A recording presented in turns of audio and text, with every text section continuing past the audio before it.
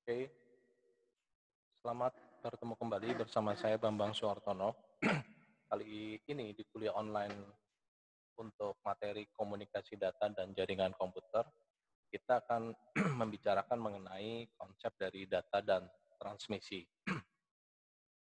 Baik, nah ini kita masuk di sini, ya kita masuk di mind map di materi data dan transmisi. Nanti kita akan membicarakan mengenai jenis data, model transmisi, dan media transmisi sendiri. Ya. Oke, ini terminologi yang akan kita gunakan di dalam jaringan komputer ini nanti seperti di pertemuan sebelumnya sudah ada pembahasan mengenai pendahuluan. Ya.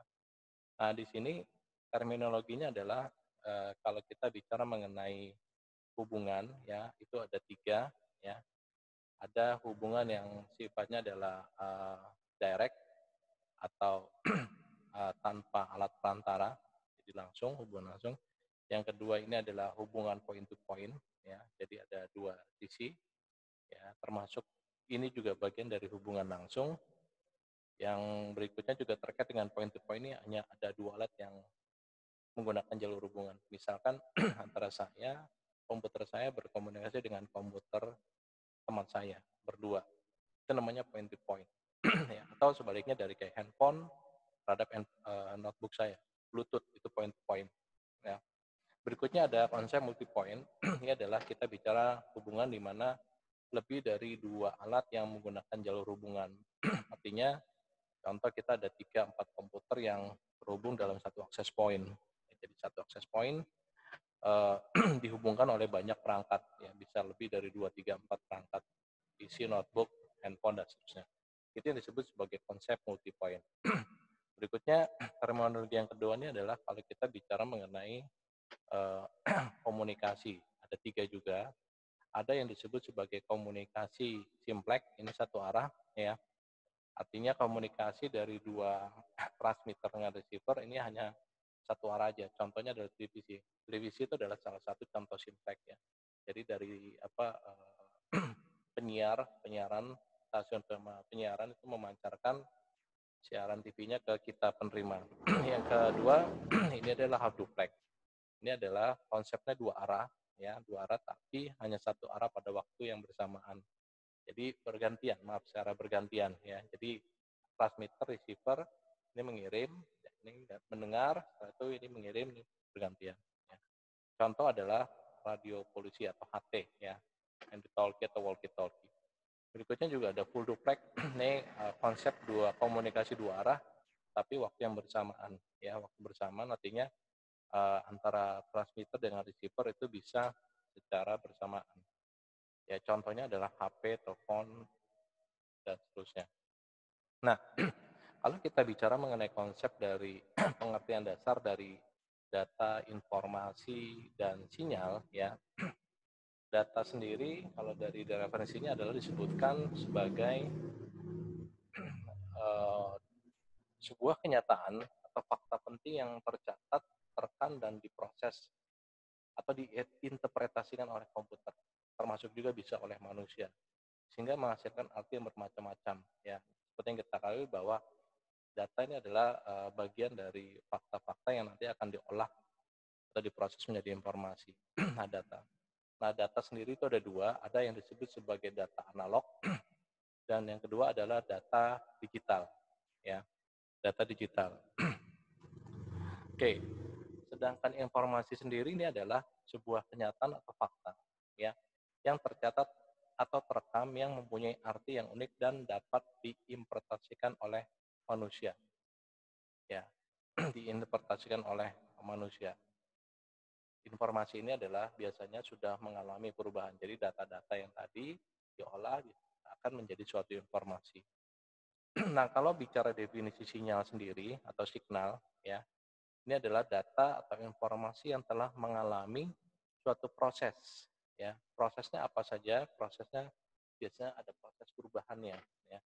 Sedemikian rupa sehingga siap untuk dikirim ke pihak penerima atau receiver melalui saluran transmisi atau menggunakan media transmisi. Kalau kita bicara sinyal sendiri ada dua, ada yang disebut sebagai sinyal analog dan sinyal digital. Ya. Berikutnya, kalau kita bicara mengenai konsep data analog, ini adalah secara konsep teorinya adalah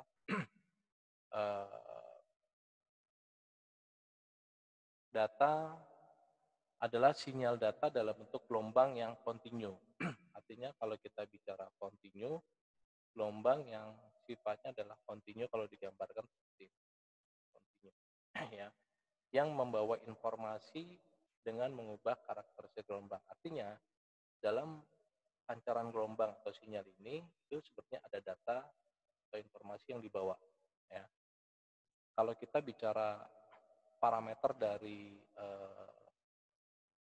data analog sendiri, ya, ini biasa nanti kita atau sinyal sendiri nanti kita akan bicara yang namanya amplitudo, ya, ada yang namanya amplitudo, ada juga yang namanya frekuensi, ya. Biasanya nanti saya jelaskan mengenai apa itu amplitudo, apa itu frekuensi, ya nanti saya jelaskan di slide berikutnya. Terkait dengan ciri-ciri data analognya adalah biasanya digunakan dalam bentuk gelombang sinus. Ini yang saya gambarin, gelombang sinus, ya, gelombang, ya, atau setengah lingkaran. Setengah lingkaran artinya biasanya bisa digambarkan tarik tengah-tengahnya. Ya. Nah ini yang setengah lingkaran nih maksud. Ya, ini setengah lingkaran. Ya. Jangkauan transmisi data dapat mencapai jarak yang jauh. Jadi kalau dari referensi data atau sinyal analog ini adalah bisa dipancarkan dengan jarak yang jauh. Sinyal ini mudah terpengaruhi oleh noise. Nah, secara konsep sinyal analog ini bisa terpengaruhi oleh noise. Noise itu apa? Gangguan.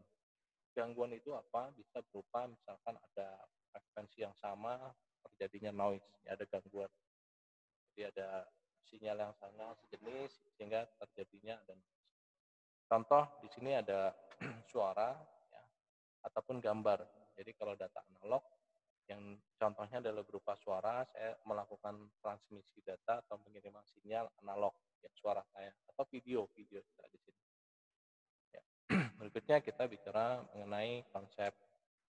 Ini adalah sebagai contoh data analog, di mana kalau diperhatikan ini saya sudah rekam, ini ada gambar gelombang analog yang saya rekam dengan menggunakan satu aplikasi. Coba kita dengarkan.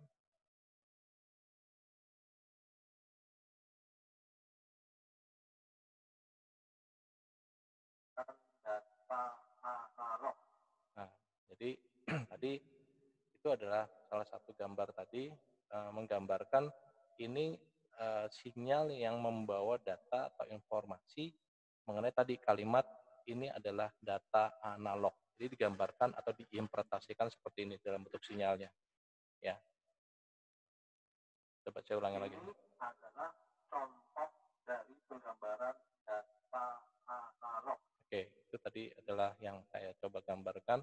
Suara saya itu digambarkan dalam bentuk sinyal analog tadi. Ya. Berikutnya, kalau kita bicara mengenai data digital, ya, data digital ini adalah sebagai data dalam bentuk pulsa. Pulsa itu bukan pulsa handphone, ya, ini pulsa adalah dalam bentuk rambatan, ya, dalam bentuk pulsa yang dapat mengalami perubahan. Jadi kalau pulsa itu kurang lebih seperti ini. Ya, ini kalau data digital. Ya, data digital nanti berikutnya akan saya kasih contoh. Dapat mengalami perubahan yang tiba-tiba dan mempunyai besaran 01. Karena bicara data digital, kita bicara yang namanya bit. Bicara bit. Bit itu singkatan dari binary digit. Ya, binary digit, ya. Kalau seperti ini, kalau nggak 0, ya, 1. Kalau yang ke bawah, ini adalah sinyal data bit 0, ini 1, ini 0, ya, 1, ini 1, 0, 0, 1, dan seterusnya. Ya. Ciri-ciri data digital, ciri-ciri dari data digital sendiri itu adalah dia mampu mengirimkan informasi dengan kecepatan cahaya yang mengakibatkan informasi dapat dikirim dengan kecepatan tinggi. Ya. Terus yang kedua ini adalah sifat penggunanya berulang-ulang terhadap informasi dan tidak mempengaruhi kualitas dan kuantitas informasi itu sendiri. Artinya data digital tadi itu bisa dipakai berulang-ulang ya. Dan informasi ini dapat mudah diproses dan dimodifikasi ke dalam berbagai bentuk ya. Jadi bisa dimodif, artinya kita bisa edit ya, seperti apa nanti di slide berikutnya. Terus dapat memproses informasi dalam jumlah yang sangat besar dan mengirimannya secara interaktif. Nah, contohnya di sini adalah data digital itu adalah teks. Teks itu adalah bisa berupa huruf ya, dan integer itu berupa angka. Ya. Nah, ini sebagai contoh adalah penggambaran dari data digital. Ya. Nah, ini contoh, ini adalah satu kode tabel ASCII 8 bit. Ya, sebagai contoh ini adalah kalau diperhatikan kode karakter huruf A kecil, ini kalau direpresentasikan ke dalam kode desimalnya adalah 097. 097 kalau dikonversikan ke dalam biner adalah ini, ya, 011. Begitu pula sama ini A. A, kode ASCII-nya adalah A besar itu 065, ya, sedangkan binernya adalah seperti ini, 010. Jadi kalau digambarkan ke dalam sinyal digitalnya, ini bentuknya seperti ini. 010001 ya, seperti ini ya, ini akan digambarkan. Jadi sinyalnya kalau diperhatikan adalah 0 itu posisi turun, 1 itu di posisi atas, dan 0 ini ada berapa digit ya, 1 2 3 4 5, maka digambarkan seperti ini, ada 5 digit. Seperti itu pula juga sama seperti kalau kita huruf Z di bawah contoh ini adalah data digital Z, kode ASCII atau karakter Z. Kalau direpresentasikan desimal ada 090, 090, dan di binernya adalah seperti ini. Jadi kalau direpresentasikan ke dalam bentuk data sinyal digital itu adalah seperti ini. Ya. Data ini biner kalau digambarkan 0, 1, 0, satunya 2 kali. Seperti ini kan ada 2 kali. Oke, dan seperti ini ya. Itu merupakan data digital ya. Berikutnya kalau kita bicara mengenai apa mengenai berbagai jenis gelombang sinyal analog, ini ada seperti yang ada di layar rekan-rekan semuanya ya. Ini ada tadi yang saya cerita di awal, dalam sinyal analog itu dibagi jadi ada biasanya 3 bagian variabel yang berpengaruh yang disebut sebagai amplitudo. Nah, amplitudo ini adalah kalau secara definisi merupakan ukuran tinggi rendahnya tegangan dari sinyal analog ya. Amplitudo itu adalah ukuran tinggi rendahnya dari sinyal analog. Nah, ini ya. Ini amplitudo puncak ya, ini amplitudo. Jadi tinggi rendahnya. Satu titik ini amplitudo. Oke. Nah, amplitudo puncak ke puncak adalah dari atas ke bawah. Ini tertinggi. Ya. Jadi kalau digambarkan, ini sampai di sini dan ini. Ini amplitudo. Jadi pada saat di titik tinggi dan titik terendah. Nah, ini adalah amplitudo. Berikutnya kalau kita bicara frekuensi, ini adalah jumlah gelombang sinyal analog dalam 1 detik. Artinya dalam 1 detik, ya, dalam 1 detik itu ada berapa gelombang sinyal analog. Nah, yang dimaksud dengan gelombang itu adalah satu gelombang adalah seperti ini. Jadi gelombang atas, gelombang bawah sampai dengan di sini itu dibaca sebagai satu gelombang, ya, dibaca sebagai satu gelombang, ya, seperti ini. Nah, ini ada gelombang kedua. Ini ada hitung gelombang kedua, ya. Dari sini kalau tarik lagi ada gelombang ketiga. Nah, frekuensinya ini adalah jumlah gelombang yang ada di sini. Jumlah gelombang ini dalam 1 detik, dalam 1 second itu berapa gelombang, ya. Nanti kita bicara ada satuan hertz, ya. Satuan dari gelombang itu atau frekuensi nanti adalah hertz, ya. Nah, berikutnya ada fase. Fase ini adalah besar sudut dari sinyal analog pada saat tertentu. Ini digambarkan seperti ini, ya. Nah, berikutnya kalau kita bicara mengenai berbagai jenis gelombang sinus atau sinyal analog dan sinyal digital, ini saya gambarkan seperti yang ada di layar. Ya. Ini adalah gelombang sinus. Ya. Ini adalah seperti ini. Ini adalah gelombang gelombang sinus atau gelombang analog, ini adalah gelombang digital dalam bentuk kotak-kotak seperti ada saya utarakan sebelumnya. Nah, ini adalah sinyal analog seperti ini adalah digital system. Nah, penggambaran ini, sinyal ini biasanya direpresentasikan dalam suatu perangkat yang biasa disebut sebagai osiloskop. Ya, mungkin kalau rekan-rekan suka perhatikan ada di rumah sakit atau di lab-lab elektronik ada nih. Tapi kalau di rumah sakit ada alat yang biasa untuk mengukur denyut nadi atau jantung ya. Ini adalah seperti ini, alatnya osiloskop. Ya. Nah, berikutnya kita perangkat yang digunakan untuk penyimpanan data atau informasi baik analog dan digital ini adalah contohnya kalau penyimpanan digital ya, artinya data digital tadi itu adalah bisa CD, compact disk, bisa DVD, digital video disk, bisa hard disk atau flash disk seperti yang ada di sini. Sedangkan penyimpanan analog, data-data atau informasi analog contohnya adalah pita tape kaset ya, analog. Oke, berikutnya kita bicara mengenai apa itu frekuensi, spektrum, dan bandwidth. Kalau kita bicara mengenai ketiga hal ini, bicara frekuensi, domain, spektrum, dan bandwidth. Kalau kita bicara itu, kita bicara akan yang namanya waktu, ya. Karena kalau kita bicara frekuensi tidak lepas yang namanya waktu atau diwakili oleh variabel T. Nah, beberapa sinyal yang terkait dengan domain waktu ini adalah nanti ada namanya sinyal kontinu. Sinyal kontinu itu secara definisi itu adalah bentuknya biasanya bervariasi yang mulus dengan berjalannya waktu. Sebagai contoh seperti ini. Ya. Ini sinyal kontinu. Sinyal kontinu.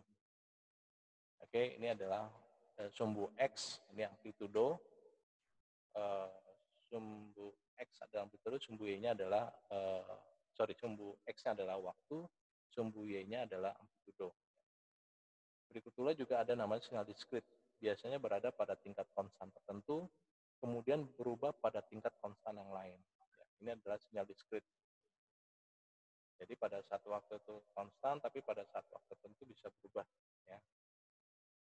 Berubah pada tingkat konstan yang lain. Konstan itu stabil. Jadi stabil di sini, nanti dia turun, stabil, naik lagi, dan seterusnya. Berikutnya ada yang namanya sinyal periodik. Sinyal periodik itu pengertiannya adalah suatu sinyal di mana mempunyai bentuk yang berulang dengan berjalannya waktu. Ya, berjalannya waktu. Nah, ini adalah contoh sinyal periodik. Ya. Sinyal periodik. Sinyal periodik, ya, seperti yang ada di sini. Ya. Tadi secara definisi adalah secara definisi tadi adalah bentuk yang berulang dengan berjalannya waktu. Jadi nanti di sini ada variabel T-nya. Waktu. Berikutnya kita bicara ada namanya sinyal apendik, yaitu bentuk tidak ulang dengan berjalannya waktu. Oke, ini adalah sinyal apendik ya. Nah, kalau kita bicara mengenai gelombang, ya, gelombang tadi saya sudah sampaikan ada amplitudo. Amplitudo itu adalah tinggi rendahnya suatu sinyal ya. Ada amplitudo puncak ya, amplitudo puncak tadi yang seperti ini adalah amplitudo puncaknya ini. Oke. Amplitudo ini biasa dilambangkan dengan variabel A ya, variabel A. Di mana biasanya melambangkan maksimum kuat suatu sinyal. Dihitung dalam satuan biasanya volt. Sedangkan frekuensi ini adalah F ya, kecepatan perubahan sinyal. Jadi frekuensi itu adalah kecepatan perubahan sinyal. Satuannya adalah hertz ya, atau putaran per detik. Nah, nanti kita akan bicara ada namanya periode. Periode ini adalah sering disebut sebagai waktu untuk satu pengulangan. Jadi waktu untuk satu pengulangan itu disebut sebagai periode, di mana rumusnya adalah seperti ini ya. Di mana rumusnya adalah seperti ini. Jadi kalau kita bicara periode T, rumusnya adalah 1 per frekuensi, sedangkan frekuensi adalah 1 per T. Ya. Ini adalah rumus dasar dari kita bicara gelombang. Nah, fase atau lambangnya seperti ini, ya, ini adalah disebut sebagai posisi relatif dalam waktu. Ya, nanti kita ada hitung-hitungannya. Ya. Nah, berikutnya, ini contoh adalah diketahui bahwa waktu yang dibutuhkan untuk menghasilkan satu siklus lengkap gelombang listrik adalah 0,004 detik. Pertanyaannya adalah berapa frekuensinya atau F-nya. Nah, ini kalau kita cari ya, T-nya ini adalah 0,004 diketahui ya. Jadi waktunya itu adalah 0,004 detik, itu ada berapa frekuensi ya, berapa frekuensi. Jawabannya adalah seperti yang tadi sudah dijelaskan di awal, rumusnya itu adalah F sama dengan 1 per T, berarti 1 dibagi 0,04 itu hasilnya adalah 250. Nah, karena ini adalah kita bicara frekuensi 1 Hz, berarti kita nyatakan sebagai F sama dengan 250 Hz. Ya, ini kalau digambarkan adalah dalam dalam 1 detik, dalam 0,04 detik, dalam 0,04 detik ini ya, dari 0 ini sini itu ada 250 Hz ya. 250 Hz ya. Jadi ada 250 gelombang kurang lebih. Ya, jadi bisa dibayangkan cepat tuh ya, gelombang itu selama 0,04 detik, nggak sampai 1 detik itu ya. Berikutnya kalau kita bicara mengenai periode, ini cara mencari periode, ini adalah contoh misalkan diketahui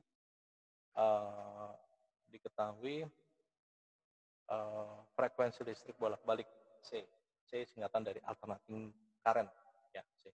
Dari PLN itu adalah frekuensinya 50 Hz ya, 50 Hz ya. 50 Hz. Pertanyaannya adalah diperlukan berapa lama untuk menghasilkan satu siklus. Jadi satu siklus itu kira-kira berapa lama ya. Jadi satu siklus seperti yang tadi saya gambarkan, siklus ini. Siklus. Ya, berapa lama? Nah, ini rumusnya adalah F-nya karena sudah ketahuan. Yang kita cari adalah T. Rumus T itu adalah 1 per F. Jadi 1 per 50. 50 dari mana? Ini ada frekuensinya. Ketemu hasilnya adalah 0,02 detik. Jadi kalau digambarkan untuk satu gelombang itu satu gelombang putaran itu membutuhkan waktu sebesar 0,02 detik. Ya. Berikutnya kalau kita bicara mengenai berbagai gelombang sinus lainnya, ini kalau bisa dilihat ya, kalau bisa dilihat seperti contoh di depan, ini adalah amplitudonya berapa? Amplitudonya adalah 1 ya. Sedangkan ditanya berapa frekuensinya, frekuensinya ini adalah 1. Jadi A1, F1. Begitu pula sama, kalau untuk yang ini amplitudonya A-nya adalah berapa? A-nya adalah setengah amplitudonya, karena tingginya itu hanya setengah gelombang. Sedangkan F-nya itu adalah 1. Ya. 1 detik. Berikutnya kalau kita bicara yang ini, ya, yang cara yang ini bisa dilihat adalah amplitudonya adalah 1, ya, amplitudonya 1, hanya 1.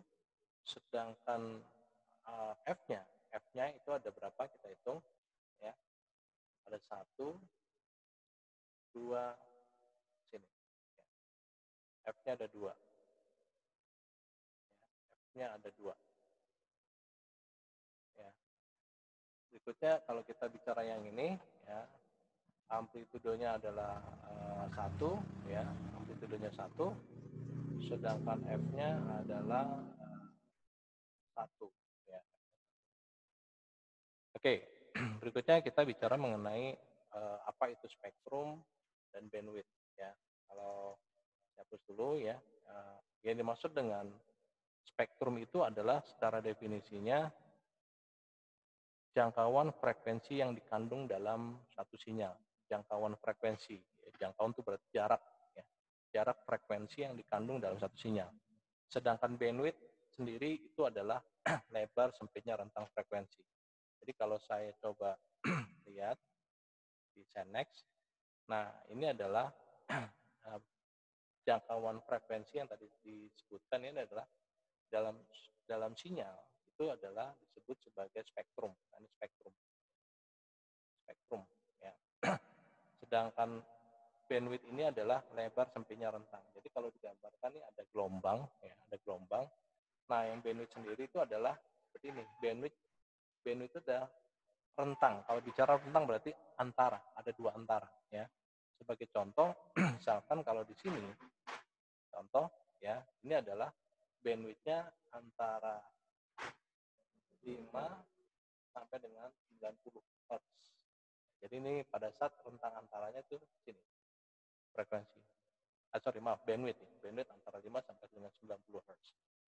Nah, ini kalau diperhatikan juga mengenai apa namanya bandwidth ini juga bisa lebar spektrum, ya, spektrum tadi. Sedangkan ada nama lainnya adalah bandwidth efektif yang biasa disebut sebagai bandwidth saja, ya. Oke, nah ini kalau kita bicara kecepatan data dan bandwidth, setiap sistem transmisi mempunyai pita terbatas dari frekuensi. Artinya setiap pengiriman itu mempunyai pita atau lebar tadi itu berbeda-beda, terbatas dari frekuensinya. Hal inilah yang membatasi kecepatan data yang dapat dibawa. Oke, nah ini kalau bisa diperhatikan bahwa ini contoh dari sinar gamma. Ya, ini ada sinar gamma, panjang gelombangnya adalah 0,00001 nanometer, ya. Terus ini adalah sinar X sampai di gelombang radio. Ya, gelombang radionya tadi kalau diperhatikan ini seperti ini, ya, antara 1 cm sampai dengan 100 meter. Atau bisa dilihat yang di sini, ya. Ini bisa dilihat sebagai contoh. Ini ada panjang gelombang dalam 1 meter. Radio itu bisa 10 pangkat berapa ya? Saya bicarin aja.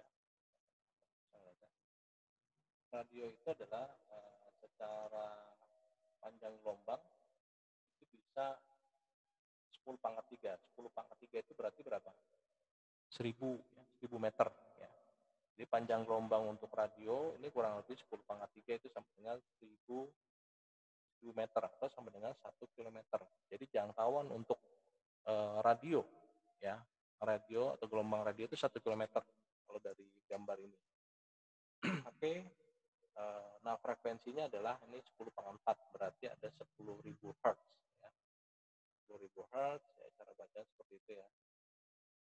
Kalau yang manusia, ya, ini bisa dalam 10 pangkat 8, ya. Kupu-kupu 10 pangkat 12, ya. Jadi frekuensinya cukup banyak, ya. Oke, ini kita bicara panjang gelombang, makin ke sana tuh makin kecil, ya, makin kecil. Termasuk kita bicara sinar ultraviolet itu 10 pangkat min 8. Jadi kalau 10 pangkat min 8 kalau dituliskan berapa? Kurang lebih 0, ini adalah waktu waga 4, 6, 7, ya, ini meter satuannya. Jadi kebayang, ya, satuannya sangat kecil sekali ultraviolet frekuensinya. Oke, berikutnya kita bicara mengenai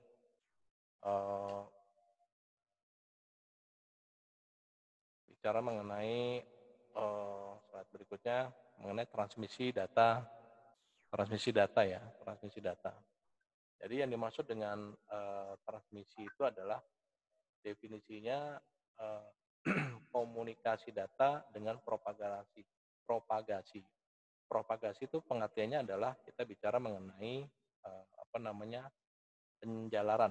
Ya, penjalaran itu berarti pengirimannya dan pemrosesan sinyal. Jadi transmisi, mengirimkan data tadi dijalarkan. Jadi kalau ada bentangan, ya, ada bentangan, misalkan ada bentangan kabel antena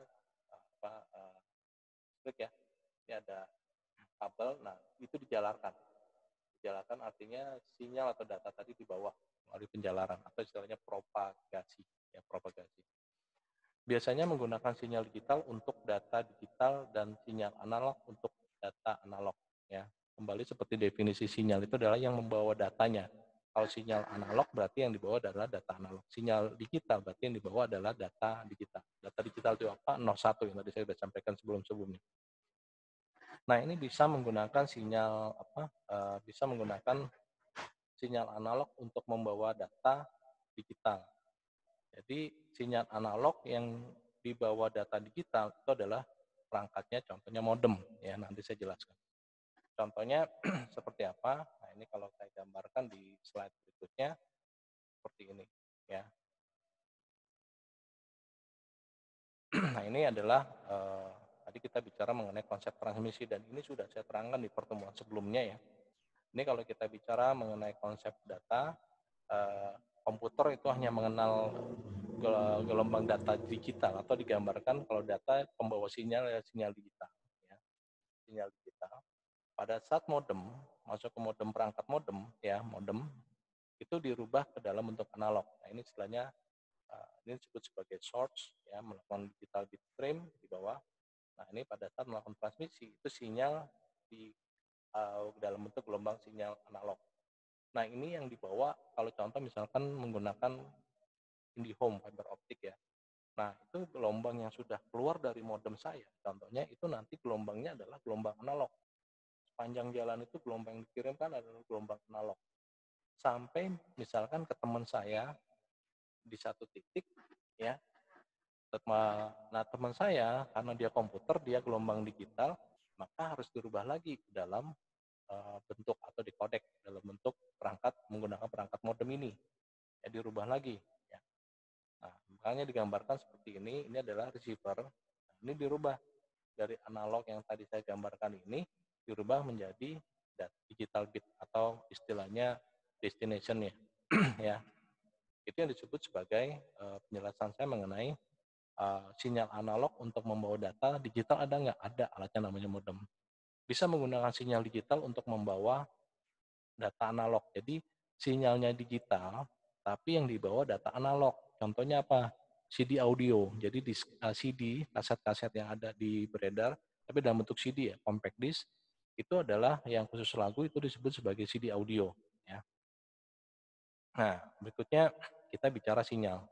Nah, sinyal ini sendiri itu adalah definisinya data data atau informasi ya, data atau informasi yang telah mengalami proses perubahan sedemikian rupa ya, sedemikian sedemikian rupa sehingga siap untuk dikirim ke pihak penerima melalui saluran transmisi sinyal ya. Atau data juga ada definisi yang bisa saya sebutkan lain, ada data yang dijalankan atau dipropagasikan, ditransmisikan ya. Nah, kalau bicara sinyal analog tadi saya sudah cerita ya, biasanya variabelnya secara kontinu, biasanya berbagai media untuk membawa sinyal analog itu ada media transmisi bisa kawat ya, kawat, bisa serat optik atau udara. Kawat itu misalkan kabel koax yang buat antena TV. Nah, ini sebagai gambaran untuk bandwidth lebar dari speech itu ngomong atau bicara manusia itu antara 100 Hz sampai 7 kHz ya. Sedangkan untuk telepon bandwidth ini range-nya adalah bandwidth-nya antara 300 Hz sampai dengan 3400. Jadi kalau digambarkan 300 itu di sini ya, 3400 di sini. Jadi jaraknya di sini. Atau ini sama dengan berapa? Sama dengan ini 3,4 kHz. Jadi kalau saya tulis 3400 Hz itu sama dengan 3,4 kHz. Ya, karena satuannya 3 digit. Ya, saya jadikan koma. Video bandwidth ini butuh bandwidth yang cukup besar yaitu sampai hitungannya mega, 4 mega. Ya. Oke, nah kalau kita bicara ini adalah sinyal analog yang membawa data analog. Ya, jadi sinyal analog yang membawa data analog dan data digital. Ya, jadi kalau digambarkan itu adalah seperti ini. Ya, data analog contohnya yang telepon. Ya, dia membawa data analog. Tujuannya adalah keluaran dari telepon itu adalah analog juga sinyal. Ya, data analog dibawa oleh sinyal analog. Sedangkan data digital yang tadi ya gambar gelombang digital itu akan dirubah ke dalam sinyal analog ini menggunakan perangkat modem ya. modulator, demodulator, dirubah dulu sehingga nanti jadi gelombang analog ya. Berikutnya kita bicara mengenai digital sinyal berikutnya yaitu sinyal analog artinya ini ya dibawa ke dalam digital sinyal atau sinyal. Alatnya adalah sama modem. Ini yang disebut sebagai modem, DEM-nya atau kodek. Ya. Jadi perubahan dari analog ke sinyal digital. Berikutnya kalau kita bicara data digital yang dibawa keluarannya adalah sinyal digital, ya ini adalah menggunakan digital transmitter. Oke. Berikutnya kalau kita di slide berikutnya ini mengenai transmisi analog ya. Bicara transmisi analog. Nah, transmisi analog tadi kalau kita bicara transmisi adalah pengiriman ya. Definisinya adalah sinyal analog ditransmisikan atau dikirimkan tanpa mengetahui isinya, biasanya seperti itu. Bisa berupa data analog ya, bisa berupa data analog atau digital ya. Jadi yang dibawa di dalam sinyal analog tadi itu bisa data analog atau data digital. Biasanya dalam transmisi analog ini terjadi pelemahan atau nama di dalam teknik komunikasi data itu namanya atenuasi. Jika melebihi jarak yang ditentukan. Sebagai contoh misalkan tadi range untuk radio itu adalah 1 km ya. Normalnya itu seperti ini. Normalnya seperti ini. Tapi ternyata tiba-tiba misalkan ada orang yang memasang jangkauannya misalkan jaraknya 1,5 kilo misalkan. Nah, 1,5 kilo yang terjadi apa?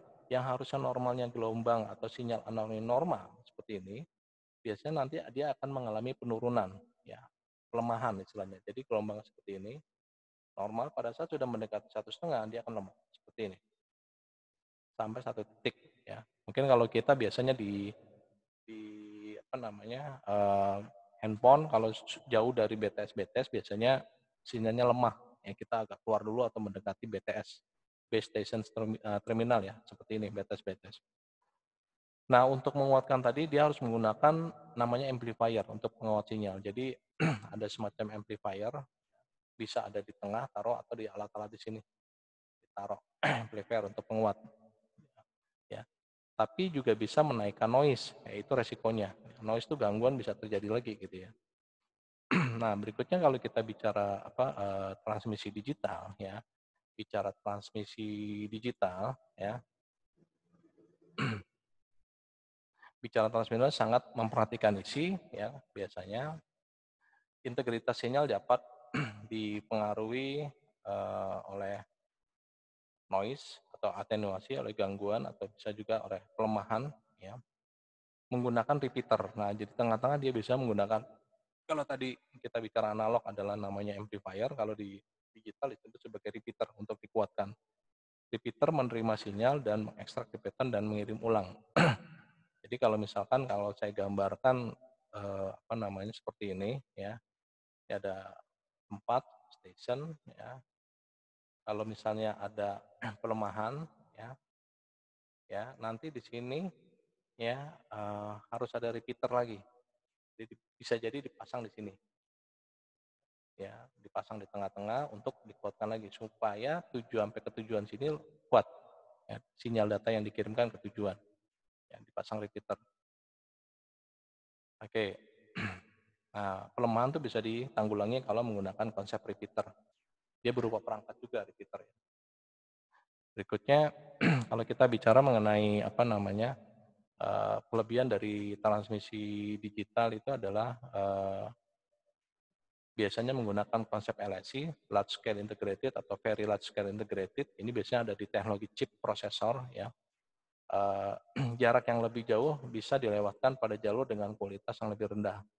Artinya kalau kita bicara jarak yang jauh yang harus tempuh, akibatnya kualitas rendah yang hasil datanya itu. Berikutnya penggunaan kapasitas jalur ya terkait dengan bandwidth-nya butuh yang tinggi ya. Sedangkan dari sisi pengamanan ini diperlukan namanya enkripsi ya, pengamanan data ya harus di-encrypt. Dan ada kalau kita bicara integrasi ini keterhubungannya adalah dapat memperlakukan sama terhadap data analog dan digital. Nah, berikutnya ini adalah penurunan sinyal yang diterima bisa jadi berbeda dari sinyal yang dikirimkan. Ya, itu namanya penurunan ya, penurunan kualitas sinyal atau data. Analog bisa terdegradasi dari sisi kualitas sinyal. Ya, tadi saya udah gambarin ya, yang penurunan tuh yang harusnya normalnya adalah sinyalnya kuat gitu ya, tapi ternyata pada satu titik dia akan mengalami penurunan. Penurunan seperti ini. Kalau digital itu bisa terjadi kesalahan bit. Jadi misalkan yang dikirim adalah 10111110, ternyata pada saat sampai tujuan ini bisa berubah 10111010. Nah, ini bisa terjadi kesalahan bit. Biasanya disebabkan oleh atenuasi. Atenuasi tadi ya penurunan dan bisa distorsi gangguan. Bisa juga kelambatan dan noise gangguan. Gangguan itu bisa dari hujan, cuaca ya, terus gangguan sistem frekuensi misalkan itu juga bisa terjadi ya. Oke, kita berikutnya bicara mengenai apa? Slide berikutnya bicara mengenai atenuasi. Tadi saya jelasin pelemahan yaitu penurunan sinyal dengan bertambahnya jarak. Jadi semakin panjang jarak yang ditempuh, resiko penurunan sinyal itu bisa terjadi atau atenuasi. Tergantung pada media transmisi yang digunakan. Media di pertemuan sebelumnya saya sudah jelaskan ada hardwire, softwire. Kalau bicara hardwire, ya ada beberapa ketentuan, misalkan jarak kalau untuk kabel UTP itu tidak boleh lebih dari 150 meter. Lebih dari 150 meter, standar pabrikan tuh biasanya pada saat lebih misalkan 200 meter, itu ada terjadi penurunan kualitas data, sinyal. Contoh gitu ya. Oke, ini kualitas sinyal yang diterima harus cukup dideteksi. Biasanya kalau kita bicara atenuasi itu merupakan satu fungsi kenaikan dari frekuensi. Ya. Nah, ini bicara delay distortion yaitu hanya biasa ada di guide media, panduan referensi pabrikannya ya. Biasanya mengacu pada sana nilai-nilai atau berapa saja yang dianggap sebagai distorsi ya. Ada referensinya biasanya. Nah, bicara noise ini gangguan. Ini adalah sinyal tambahan yang masuk di antara transmitter dan receiver. Jadi ada sinyal yang harusnya sinyalnya yang dikirimkan misalkan apa namanya kalau saya gambarkan misalkan sinyal ini kalau digambarkan dari transmitter ke receiver, ini transmitter, ini receiver, atau transmitter atau adalah pengirim, receiver adalah penerima. Ternyata ada sinyal tambahan itu ngikutin, ada tambahan di sini. Nah, di sini. Nah, atau saya gambarkan warna beda deh. Ya, ini ada tambahan lagi di sini. Sinyal tambahan. Nah, ini yang bisa mempengaruhi gangguan tadi.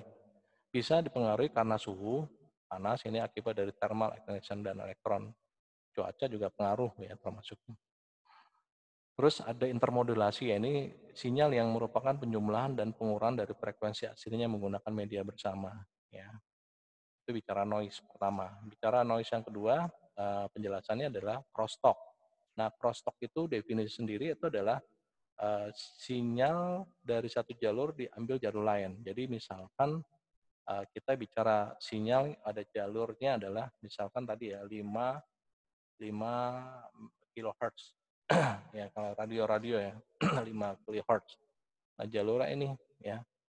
Ya harusnya dia mengambil sinyalnya itu di antara ini. Ya. Sinyalnya menggunakan di jalur frekuensi 5 kilohertz. Ya. Tapi ternyata diambil jalur ada sinyal lain ya.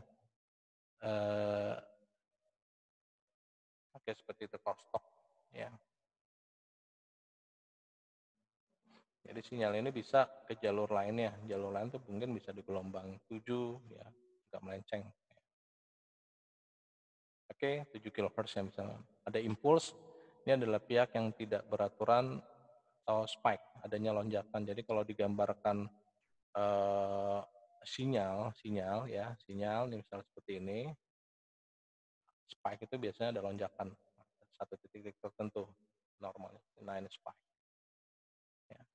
Contoh ini ada intervensi elektromagnetik eksternal, ya amplitudo yang tinggi juga pengaruh. Ya. Tinggi rendahnya tadi ya, amplitudo tuh tinggi rendahnya suatu gelombang. Oke, ini ada kapasitas channel. Kita bicara kapasitas channel itu bicara mengenai apa namanya data. Nah, data sendiri kita kalau dalam satuan kapasitas itu adalah BPS, bit per second ya. Bit per second, bit per second. Nah, rata-rata di mana data dapat dikomunikasikan, biasanya kita bicara apa? Bandwidth dalam putaran per detik ya. Bandwidth dalam putaran dibatasi oleh transmitter dan media. Ini sebagai contoh, ini adalah dalam 1 detik ya, dalam 1 detik ini ada berapa bit atau berapa BPS, bit per second. Ini kalau dihitung, ini adalah kalau bisa kita hitung sama-sama, ini ada 8 bit sini. Ini ada 8 bit.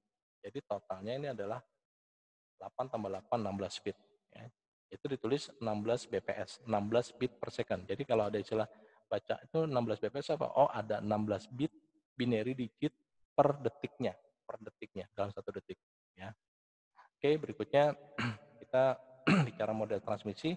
Ini ada yang dimaksud sebagai model transmisi serentak ya atau parallel transmission, biasanya memerlukan N saluran untuk menghantar N bit.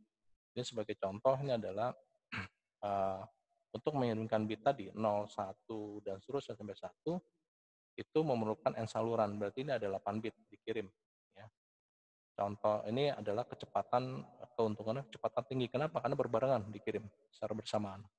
Keburukannya biasanya biaya tinggi, oleh sebab itu sesuai jarak yang dekat, biasanya hanya untuk jarak-jarak dekat aja. Contohnya apa? Ini kabel printer port ya. Jadi kalau biasa dipakai untuk printer dot matrix ini dia bentuknya seperti ini. Ya. Ini 88 bit. Ada 8 bit, ada 16 bit. Yaitu yang disebut sebagai model transmisi paralel. Ya. Ada juga model transmisi yang namanya serial. Serial itu adalah sifatnya pengiriman 1 bit per 1 bit.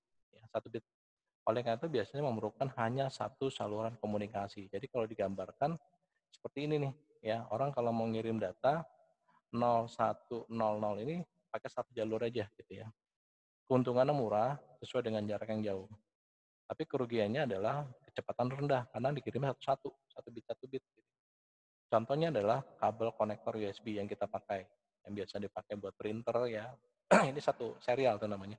Transmisi sendiri ini dibagi menjadi 2 modus, yaitu transmisi asinkronous dan transmisi sinkronous.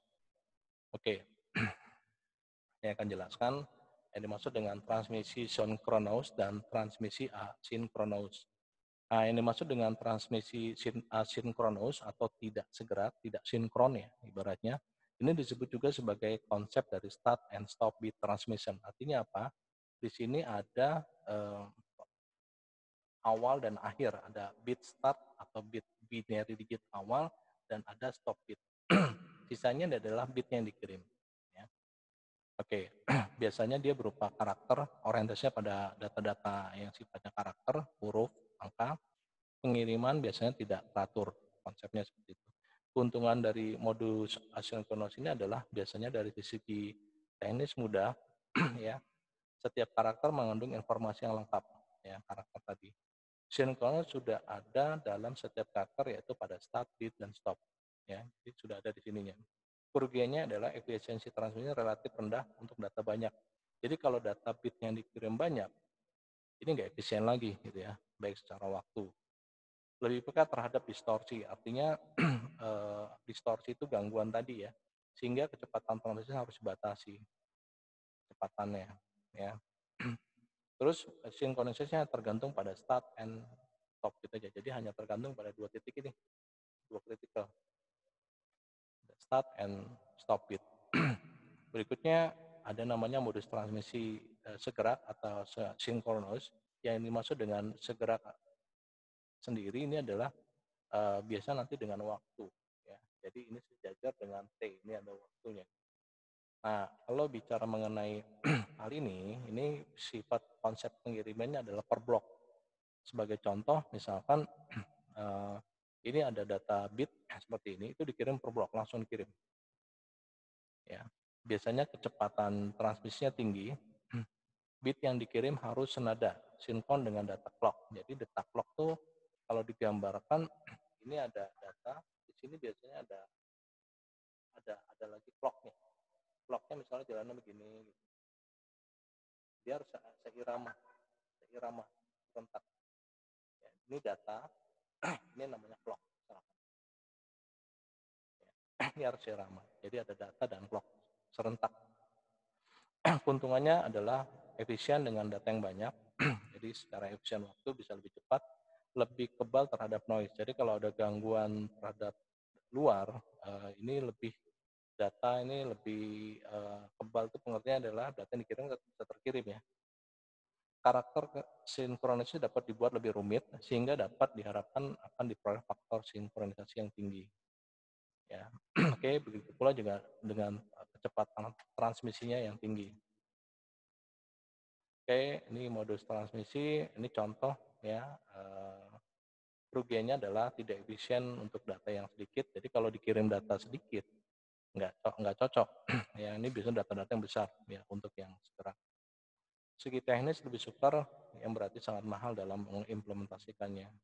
Nah, ini kerugian lainnya jadi ketika terjadi kesalahan sinkronisasi, ya, maka akan terjadi kehilangan informasi pada satu blok, ya. Oke, itu beberapa hal yang ini. Nah, bila pada waktu pengen terdapat data yang salah, ada kegagalan, maka seluruh data satu blok itu, misalnya seperti ini, akan dikirim ulang. Dia akan minta lagi kirim ulang sampai data itu sempurna dikirim. Oke, ini nanti ada tugas yang mungkin dikerjakan, ya, dikumpulkan. Oke, mungkin demikian sharing session saya mengenai materi kuliah komunikasi data dan jaringan komputer di sesi kedua ini. Semoga bermanfaat. Untuk slide-slide berikutnya nanti, sesi berikutnya nanti akan saya sampaikan. Selamat malam semuanya.